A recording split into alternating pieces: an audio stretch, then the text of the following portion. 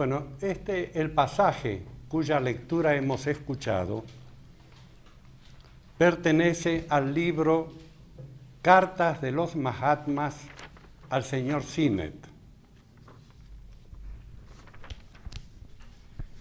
Y es un libro, está editado recientemente en idioma portugués, es un libro que no debe faltar en la biblioteca de ningún estudiante de teosofía que tome en serio el estudio de la teosofía. En la literatura teosófica hay una gran cantidad de autores, algunos de ellos muy conocidos, algunos de ellos han trascendido inclusive el ámbito de la sociedad teosófica, y esa cantidad de literatura tiene distintas características. Hay libros que pueden ser leídos, pero hay libros que se resisten a ser leídos solamente y deben ser estudiados. Entre leer y estudiar hay una diferencia tan enorme que no necesito destacar esa diferencia ante ustedes. La lectura de un manual, de un libro sencillo, no ofrece grandes dificultades, porque las dificultades para el lector están obviadas por el autor del libro. En los manuales de divulgación, el autor del manual hace ya un especial hincapié en eliminar dificultades para aquellos que van a leer el libro, y los manuales son recomendados en todas partes para quienes comienzan sus estudios de teosofía. Pero si uno quiere avanzar en el estudio, si uno quiere ir más profundamente en el estudio, no puede contentarse con manuales, porque los manuales son fáciles de leer. El estudio equivale a otra actitud hacia la doctrina, hacia lo que se está estudiando. En el estudio hay que munirse de un diccionario de la lengua en que se estudia, hay que munirse de un diccionario de filosofía si es que se tiene en casa. De ser posible, hay que ver en la literatura de las distintas religiones, en un libro como Isis sin velo, para poner un ejemplo, hay que tener a mano la Biblia, hay que tener a mano el Corán, hay que tener a mano los pitakas, los textos budistas y de otras religiones. En una palabra, hay que hacer investigación. En la lectura no podemos avanzar. Cuando hay una dificultad, hay que resolverla. Porque, como decía Pestalozzi, el padre de la pedagogía moderna, una dificultad es suficiente para el estudiante. Y si esa dificultad no se soluciona, todo lo que viene después es dificultoso, porque se arrastra esa primera dificultad. De modo que hay libros en la literatura teosófica que pueden leerse, pero hay libros que no pueden leerse sino estudiarse. Desde luego, se leen y se estudian al mismo tiempo. Las cartas de los maestros al señor Sinnett es uno de esos libros. No es meramente un libro de lectura, es un libro de estudios. En la literatura teosófica hay otros textos.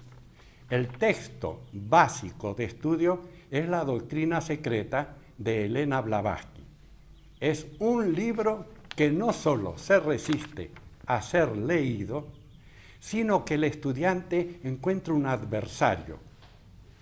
Un adversario no es un enemigo. Un adversario es alguien el que, en una justa deportiva, me obliga a que yo exprese lo mejor de mí. Si hago un campeonato de natación y tengo 5 o 6 adversarios, ellos están para que yo los venza, no son mis enemigos. Inclusive pueden ser mis amigos.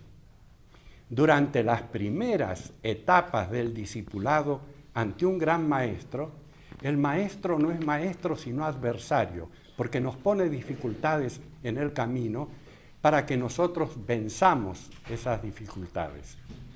Cada vez que un individuo vence una debilidad de su carácter, cada vez que un individuo vence una dificultad de comprensión intelectual, está más cerca de la verdad.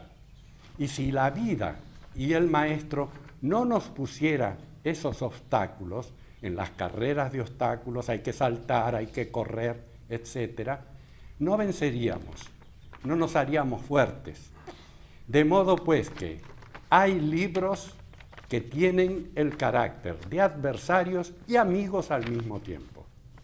Adversarios porque ponen dificultades para nuestro desarrollo.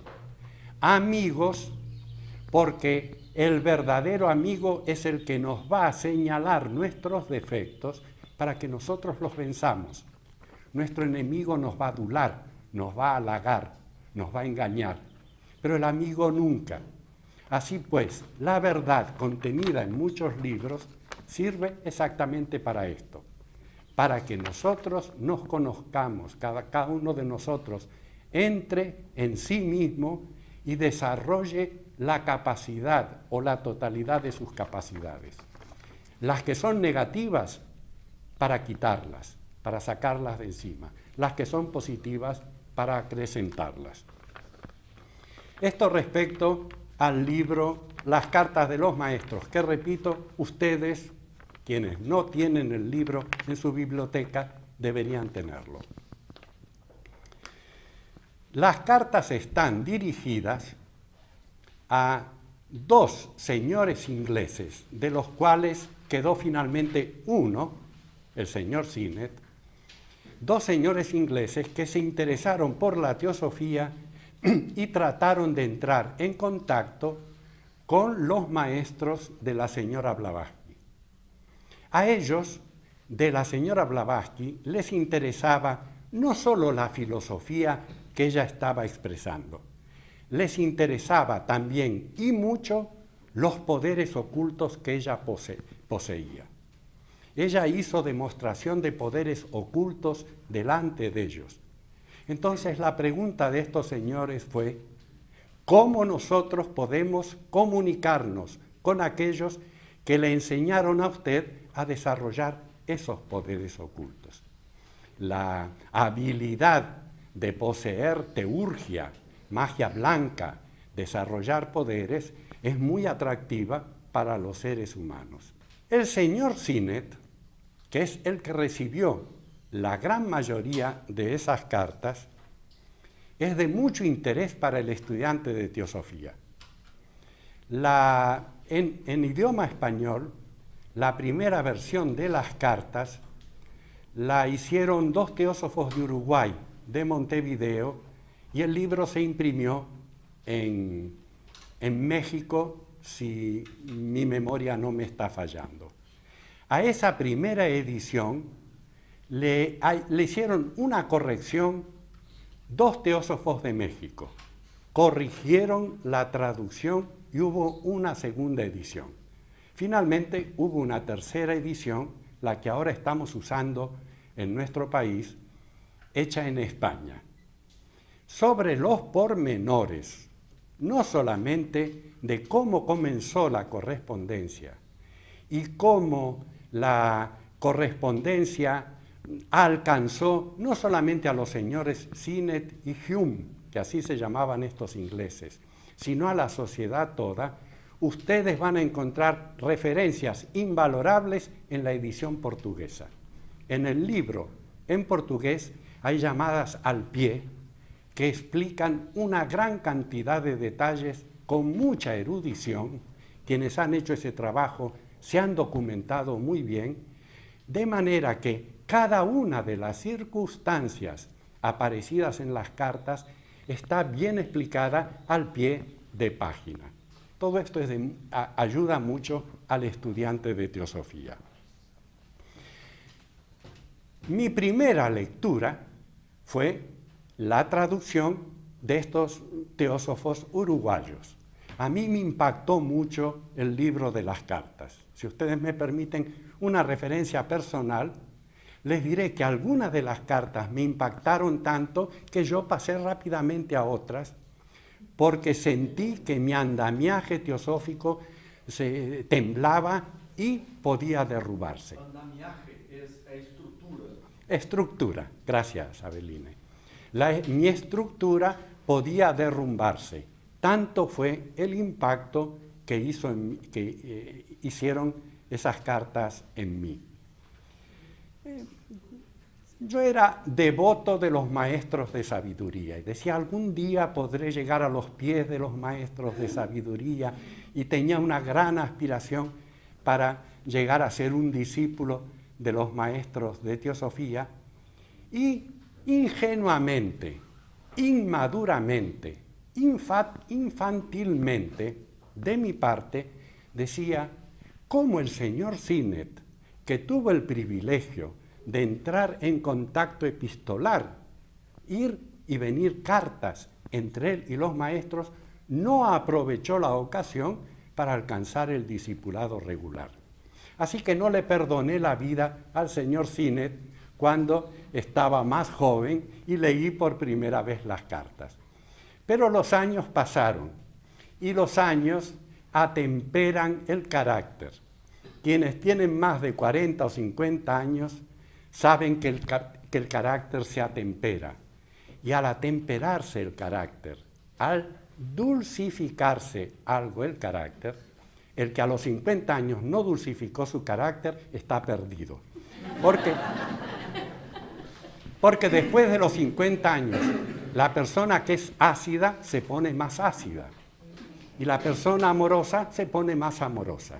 La materia es implacable en este sentido. Y somos responsables de nuestra vejez, de nuestra ancianidad. A medida que los años corrieron, me identifiqué con el señor Sinet. Aquel personaje que al principio no tenía mi comprensión, fue teniendo mi comprensión a medida que yo advertí mis propias debilidades, mi propia fragilidad, mi propia debilidad ante tantas cosas de la vida. Entonces me perdoné la vida a mí mismo, porque nosotros no debemos ser tan exigentes con nosotros mismos en cuestiones espirituales como para volvernos neuróticos, porque si estamos neuróticos no servimos a nadie, ni a nosotros mismos ni a quienes nos rodean. Esto no quiere decir que tengamos que tener disculpas para todo lo que nosotros hagamos, de ninguna manera. No podemos tener disculpas para con nosotros mismos, pero tampoco podemos vivir condenándonos porque no somos Cristos ni Budas. Eso va a llegar con el correr de las encarnaciones, con el correr del tiempo, vamos a ir adquiriendo y desarrollando esas facultades. El estudio de la teosofía nos enseña una visión del tiempo, de la evolución y del desarrollo que no teníamos antes. De modo que la noción infantil de querer todo ahora, todo ya, todo rápido, de no poder esperar, eso va cediendo a una comprensión de que la evolución tiene sus tiempos y que hay que caminar con esos tiempos.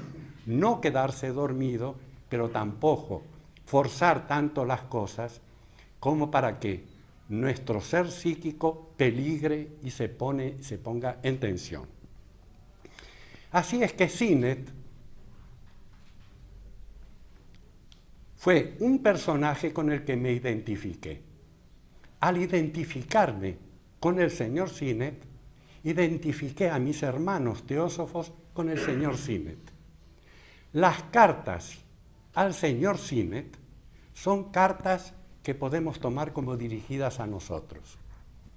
Y las debilidades de carácter que los maestros le señalan al señor Sinet serían las mismas debilidades de carácter que nos señalarían a nosotros. ¿Dónde están los maestros? ¿Dónde está el Mahatma Kuthumi, el Mahatma Moria, esos grandes seres? ¿A quién se le aparece? ¿Dónde están? Hay que hacer méritos especiales para entrar en contacto con estos grandes seres, y algo de esto vamos a estudiar en el día de hoy y en el día de mañana. De modo que el valor extraordinario de estas cartas no es solamente de que tratan muchas cuestiones de doctrina, como rondas, cadenas, razas raíces, la evolución de los principios septenarios. Hay páginas extraordinarias acerca de todo esto, de la mónada, de la unidad divina, pasando por los reinos de la naturaleza hasta llegar al desarrollo de la humanidad. Todo eso está enseñado en las cartas. Pero en las cartas también se enseña sobre el futuro inmediato, no a largo plazo, el futuro inmediato. ¿Qué quiero decir con el futuro inmediato? Cuando se acerca la época de nuestras vacaciones, ¿vacaciones se dice? Ferias, bueno, de nuestras vacaciones, nosotros planeamos lo que vamos a hacer.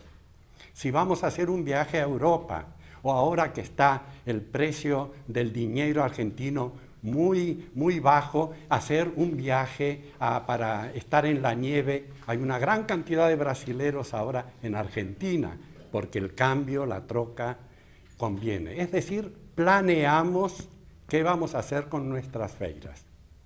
Ahora somos estudiantes de teosofía y planeamos los próximos pasos. Nuestra mente se dirige hacia el futuro. Y en los libros de teosofía, y especialmente en las cartas de los maestros, hay una especie de ayuda de planeamiento para las próximas feiras espirituales. ¿Qué es lo que tenemos que hacer en este momento para acercarnos a lo que se dice poéticamente los pies del maestro, para acercarnos a los grandes seres? Así, el señor Sinet somos nosotros. El señor Sinet era un representante de la cultura occidental. Mr. Sinet era un hombre culto, un hombre capaz, un hombre de pensamiento. Era una figura muy representativa de la cultura inglesa y tenía todos los defectos del materialismo hedónico de Occidente. El materialismo hedónico que heredamos de los griegos, que pasa a través de la Edad Media y que hace de esta sociedad una sociedad que vive para el goce de los sentidos, no para la vida espiritual. De modo pues que Sinet es pragmático, es agnóstico, es alguien que como Santo Tomás quiere poner el dedo en la llaga de Cristo para asegurarse de que Cristo fue crucificado. Todas estas cosas están representadas en Sinet y nosotros somos hijos de una civilización que nos hace profundamente materialistas y que el espiritualismo a veces sea algo así como un barniz que está por afuera, pero si nos raspan ese barniz de espiritualismo, dentro se encuentra el materialista y el hedonista y el ser biológico. Eso nos pasa sobre todo cuando alguien nos lleva a la contraria. Enseguida surge la fiera, atacamos, gritamos, golpeamos con el puño sobre la mesa y agredimos al prójimo. Agredimos a la esposa, al esposo, al hijo, al padre. Agredimos a nuestros compañeros de trabajo. Nos ponemos esos seres agresivos. Así es que el barniz de espiritualidad muchas veces es muy delgado y cuando se raspa, salta y aparece entonces el verdadero ser personal que cada uno lleva consigo. Esto respecto al señor Sinet. Podría decir otras cosas más, pero cuando ustedes lean las cartas de los Mahatmas, pónganse en la piel del señor Sinet. Somos occidentales y muchas cosas que se le dicen al señor Sinet están dichas para nosotros mismos. Ahora quiero decir algo más sobre los maestros, que no dije anoche en la disertación. En la disertación de Onten, ¿no? En la disertación de anoche,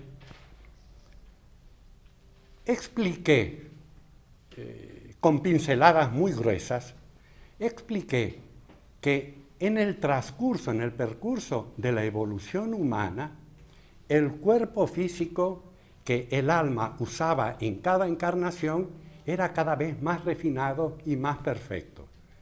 Y que los méritos que nosotros hicimos en una vida, las buenas acciones, las aspiraciones espirituales realizadas en una vida, creaban condiciones kármicas que nos iban a hacer nacer en la próxima encarnación en un lugar más adecuado que el que nacimos en esta. Nos ganamos nosotros, por la justicia kármica, el derecho de nacimientos apropiados para el desarrollo de la espiritualidad, una familia, una cultura, una raza especial. Todo eso son medios para el desarrollo de nuestra espiritualidad, y si trabajamos para eso, karma lo que hace es recompensarnos sobre el particular.